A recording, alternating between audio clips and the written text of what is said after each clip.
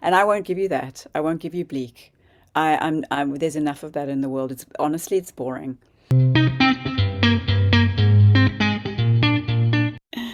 I am absolutely thrilled to be speaking today with Nat Boltt, the writer director of Holy Days. Nat, thank you so much for the time. I really appreciate it. Oh, it's lovely to be here. Honestly, this film is so utterly charming and Yeah.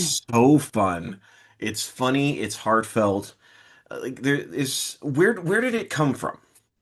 So Holy Days is based on a book by the iconic writer. Her name is Dame Joy Cowley. She is adored in New Zealand, but she's even more adored in the States. So yeah, she and I developed a friendship when I made a short film, my first short film of her very famous short story, The Silk, which is online if people want to watch it on my website. And it did really, really well.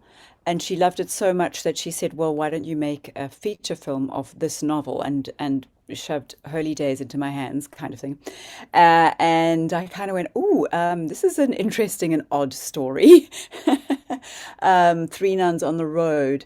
And I read her other novels, and she said, it's the most visual. And I agreed, it is the most visual because it travels through 1970s New Zealand, and everybody loves New Zealand and everybody loves a road trip.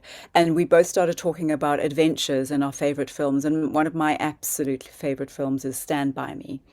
And she agreed. We both went, "Oh, Stand By Me," and even though Stand By Me is, it's different in many senses, we wanted this coming of age feeling that you get in Holy Days. And it's not just the little boy played by Elijah Tamati, who is Brian, the lead boy, but it's a coming of age in a way for the ladies as well, who are, older nuns, and they've just been in their safe zone, their comfort zone, in their little convent in a tiny town away from the world, and they are forced into the world. And I think that's what you have in common with these sorts of adventure stories, like Stand By Me, where something happens and you're forced into a journey, and by the time you return, you've completely changed, and I love that.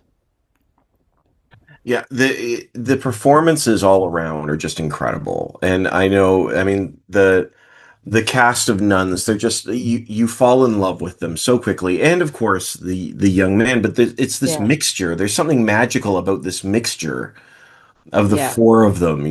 I think when we were speaking before, I mentioned I love a story of naughty nuns in the like a comedy about that, and you see they're just so Yeah. human. They're so human in this film. Yeah, exactly. And that's what I wanted to show, because I am not necessarily, well, I'm not a religious person at all, but I am a spiritual person. And I thought, when Joy and I started talking about it and when I started adapting this book, the thing that drew me to it was the humanity. What we need to find now, especially now, is the humanity within us all, and the things that draw us together rather than push us apart. And even though this film was many years in the making, I think it's come out at the absolute perfect time, because it couldn't be a more stressful time. It couldn't be a more conflicted world.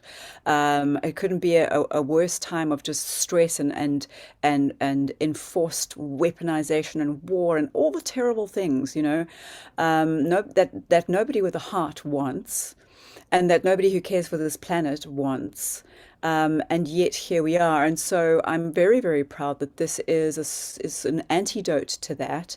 And so you take these very unlikely characters in the forms of three nuns who are each their very own person. They're very different characters, as we are as human beings. And you put them in a little tiny ancient station wagon with a Maori kid who's, a fraction of their age. And you go, okay, so can we take the audience on a journey with them to go, hey, there's friendship everywhere. You can find something good and something relatable in every single person that you meet. And that is what's important. It's not the other stuff. It's not the things that we don't have in common.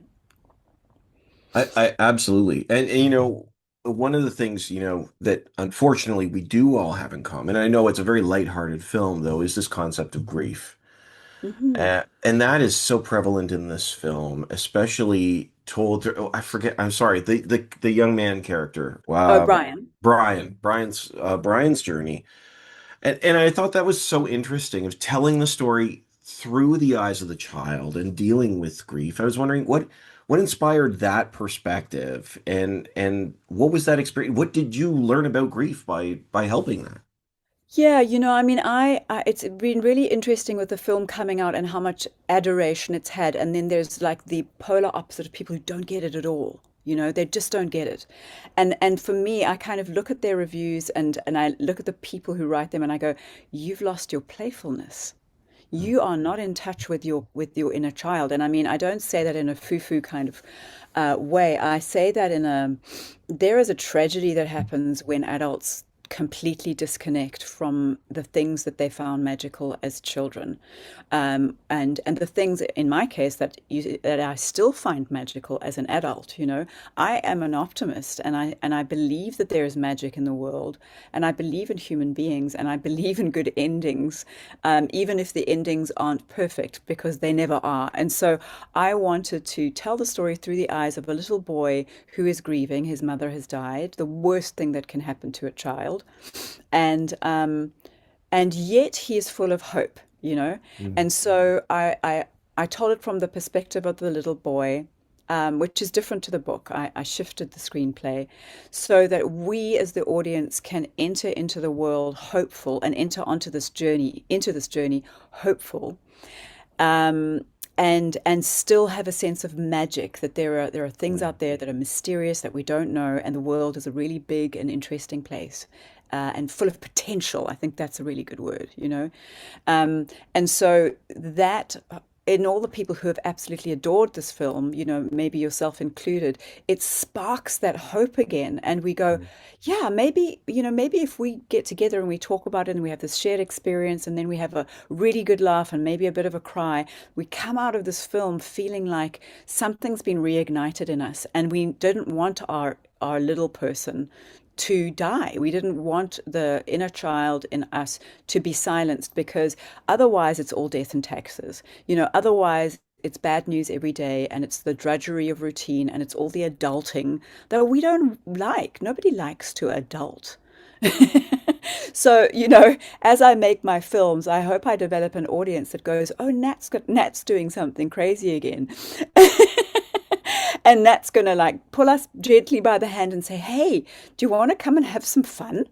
Like let's try this. It might work, it might not. You might like it, you might not, but at least it's different to your everyday, of going to the office and answering emails and paying bills. We don't want to do that. These are systems that have been forced onto us." So hopefully that answers your question. The perspective of the little boy is, yes, the little boy, but it's also all of us. I love that. I love that. I wondered about this too. Is that what inspired the animation? Because there's Yes. these fast little animation snippets that just sort of are there. They don't they're just they seem important. They are important, Yeah. yes. So early on in the process, I haven't actually shared this. When I first adapted the book and I started pitching it, there was a producer who said to me, this is a really interesting and unique story. I think this really would do well with a visual point of difference. Find something that really sort of sets this film apart, because it's so unique anyway. It's not a predictable, stock formulaic film, and that really spoke to me. And in the silk, I had used a little bit of magical realism, a tiny bit of compositing and VFX, to create a world where one of the characters is passing over to the other side. So similar theme. And so I thought, okay, great. That's all I needed, was that encouragement to go find something that people will connect to, and then they'll also remember the film. That's the film with the stop motion, or that's the film with that interesting world that came to life. And so, I've always loved stop motion. And I actually quite like the sort of the old school stop motion, where it is a little juddery and it is a little, You know, it is a little Yes. handmade. Because if stop motion is too good, you start suspecting that it's just VFX or that it's just AI, you know? And so here we are at a point where people are really grasping back at analog things. You know, my teenage son loves vinyl records. Suddenly there's all this news about we're going back to CDs and DVDs and VHSs and you know, you're kind of like, wow, really? But also not that surprised because the world is speeding up too fast, and I think we're all just going, you know, we don't want too much. Well, we don't want AI that's going to just replace the magic of humanity once again. And so with the stop motion, um, there we were very lucky because we were allowed to use in Christchurch in New Zealand the facilities of Canterbury University and a studio called Koawa, which had just opened its cutting edge facilities, and they allowed us to shoot all of our interior car scenes there. And you know, in return, we were also we were training up some of their students, and one of the students came forward and said, it feels like you've got this sort of miniature world in your script. Did you want to do some stop motion? And I kind of went, yeah, but you know, stop motion is really difficult and time consuming and would require a whole other creation of a world. And he said, well, I could do it. I could do it kind of easily. And you've already created Brian's, you know, little train track town, so what if we extended it? And luckily, the production allowed for that. And so we had these fantastic, the art department that then started creating the world, an extension of the little train track world, you know, the toy train world. So it became, you know, kind of almost half the size of my room, my bedroom, and we it was a world that we could put a camera through. You know, you do it one click at a time, and in that way we could show Brian on his bike, we could show his hometown, we could show crossing over on the ferry, and all of it in the stop motion world. um, and and then I could do the transition into the stop motion world as Brian looks into his snow globe, and the warp of that lens takes us into his mind. And you know, it seems people to sort of often it's very subtle. People don't pick it up, but they don't mind it. You know, they kind of go, it seems so fluid and integrated. And you know, this is months and years of discussion and planning and trying to figure out how to do that. And I was just very lucky that we had Ty Jepson and Chris Reddington and John Harding who created this world that we could live in and live out our you know live out our toy fantasies in. Well, it speaks to the innocence of the world on a Mm, number of levels, and I love stop motion animation. I wish yeah. we had more of it, but it does bring that Mm, to life. yeah. I know we're. Oh, sorry. Were you gonna say? And I was just going to say, you know, one director whose movies I love, and I love the humor as well. You know, like Taika Waititi. When I first watched Yes. his first film, Eagle versus Shark, they had a little bit of stop motion. And if people haven't seen Eagle versus Shark, you should check it out because it's interesting to see the progression of him as a writer director. Um, and Eagle versus Shark had a little bit of stop motion where an apple gets eaten into an apple core and then sort of thrown into a river. And instantly, that's what I remember about the film. Or it makes me remember the whole rest of the film because I had that little thing that I was like, wow, that's quirky. And I heard that, you know, in the editing of that film, that they had actually cut out a whole lot of stop motion. And for me, when you watch the film, it's sorely missing. You know, you're like, where's the rest of it? There's only two little areas, and it should be peppered throughout the film because it draws you through. Um, and so that's what I wanted to keep was, you know, and in other films, Taika, for instance, in Boy, he animates the little boy's scribbles in his book, and then the that becomes animated kind of drawings, and it's so sweet. And again, it expresses the best that a child can do to express their fears or their, you know, anxieties and their joy. And so that is also a part of what I just utterly connect to and wanted to do my version of.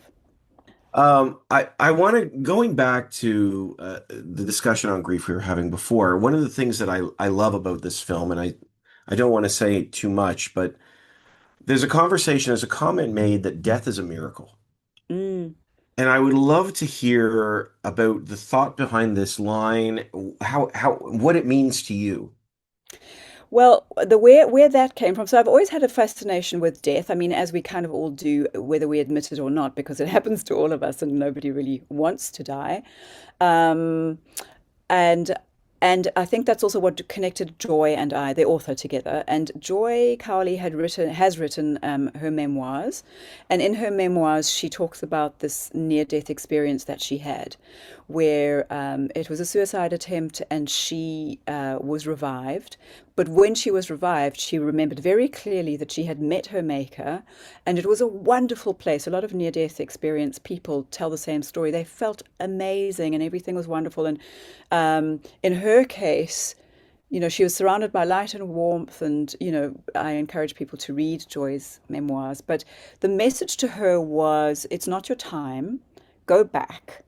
But know that when it is your time, you've got nothing to fear, because this is how it's going to feel. And so when she was revived, she said, I'm not scared of dying at all. It's a great place. I can't wait in some senses, but at the same time, it's allowed me to really live my life, because I know that I was sent back and I need to do all the things. I need to really experience this world. Um, and find my purpose here, and then only then will I be given the reward of death. Which is like, doesn't everybody need to hear that? That not only we can get through this life, and there are all these things that are difficult. Life is often very hard, but that rather than the final full stop being something awful and sad, that actually it's a celebration, that is like, the shining light at the top of the hill, or the trophy of love and joy and feeling safe. Like, what if we just flipped that on its lid, the Western fear that we just all try to cut out as if it didn't exist. Um, and so, Judy Davis and I had been talking about portals. She had loved a play which was about, when you die, you go through a portal and you can reappear somewhere else. Um, and so we actually, I took on board what she said, and I rewrote the final scene to be this discussion between her and Brian. And people adore that scene. It was really lucky. It felt like I was sort of given a gift. I felt quite inspired, and I wrote that final scene very quickly. Yeah, and it was about journeys, and how journeys are not to be feared, and that they are the final miracle. And maybe that's something for people to think about, because we're gonna, we all have to face it at some point. Some of us are facing it right now. Some of us are living in grief because of the loss of people. Um, but what if I could help, and my film, not me alone, but if I could help comfort people going, I've lost this person and I miss them so much, and all I imagine is that they're scared and alone, and I'm scared and alone. And what if you're actually, what if somebody gave you that gift and went, they're not scared or alone. They're actually fine. And you are allowed to let go, and you are allowed to enjoy your own life while you're here, because they're experiencing that. Wouldn't you want that? Yeah. I see. This is one of the things I love about this film. This actually is the reason I love this film, other than the fact it's funny, is that even though it's dealing with grief and loss and death, this is a film about life, Yeah. and it's about finding that joy in life. It is so filled with love. Yeah. You can feel that from the outside. Thank you. I'm so happy to hear that. Yeah, and like I say, when I read reviews where people don't get it at all, I kind of just feel saddened, because people aren't, and it's very few people, but the ones who don't get it, I think, oh, they really are disconnected from that. They're looking for something bleak, you know. Um, and I won't give you that. I won't give you bleak. There's enough of that in the world. It's honestly, it's boring. And so, one of the first mentors that I had as a writer, he said to me, anger is the easiest emotion to write. It's the easiest story to tell. And so people tend to have their first film will be, violent. There'll be gangs, drugs, crime, you know. Easy to write that. And then try write something that's vulnerable and that's delicate and that expresses something that we actually all share, but we aren't quite sure how to express, and love and warmth, friendship, community. These are not boring subjects. They're just really difficult to convey. Yeah, and a lot of times when people want to be quote real, excuse Yeah. me, Bless you. excuse me, The real, sneeze of truth. the sneeze of truth. When people want to be real, they sit in that darkness. But that's what I mean, is this film feels very real. These feel like real people. They're Yeah. dealing with real situations, and yet it's still filled with joy. And Yeah, yeah, and that's, every day you should be able to go, this is a great day. Or yeah, this moment that I just had a laugh with somebody, or we shared like a little moment, like we're doing now. You should be able to reflect on that at the end of the day and go, that was really cool. I liked that. I liked today. I liked me in that moment. I liked you in that moment. And people don't say that enough. They don't say thank you or wow, that was cool. They don't say that enough. We kind of bond over moaning and complaining and isn't the world so unfair? But then what you get is more of that. You get more dark, get more gray. And that's also, I'll talk a little bit about, I was born in South Africa, and I lived through the apartheid years where things were horrific. And then when Nelson Mandela came out of prison, and I was very blessed to be part of a country that completely transformed, I started to notice, his effect on people. Someone who was in jail for 27 years and came out positive, you know, the Nelson Mandela effect, like those are the leaders that we need who go, there should be no violence, there should be no crime. Do not express it like that. I don't want you to. And so a country that was expected to go into civil war didn't, because you had this incredible leader who led with grace and vision and just said, I mean, any quote that you'll find from Nelson Mandela is about a heightened state of being, and not allowing yourself to drop down into the violence of your lower self, which is too easy. We can all go down. How about we try and raise up, and so I was witness to that, and it was around that time that I just went, you know what, I'm not listening to the news anymore mm, because it's bad news. Um, I don't want to see awful headlines.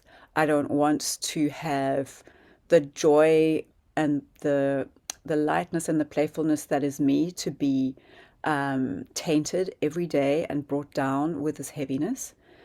And that's my philosophy, and I invite people to come with me. uh, I have no words. I love that. I love that, Nat. Thank you. Nat, honestly, Holy Days is so special. It is so fun. And it is this. Everything you're describing applies to this film. And people can find it in theaters now. Yes, it's in It is that? theaters now in New Zealand, in Canada, and in the States. So yes, please do go and support it, and just support the good stuff, support the light. And I was also thinking I would love people to just rate it on a platform like IMDb or Letterboxd. It really will keep it in theaters longer for people to enjoy on the big screen, and it really will help support the fact that we like good too. Yes. We're good at, and we're appreciative of the happy stuff, and the feel good stuff, not just the bleak violent stuff. We, yeah, there's a place for it, but we need more than it. And Yeah, we need to balance it out. It's balance. unbalanced right now. Yeah, so if you could rate us, that would be wonderful. Nat, thank Great you so holy much. day. I really appreciate Thanks it. you. Honestly, absolutely. Nat Boltt, writer, director of Holy Days. Yeah. Thank you so much for your time. This Oh, is so it was a cool. treat. Thank you. Thank you. Cheers. Thanks. Bye bye.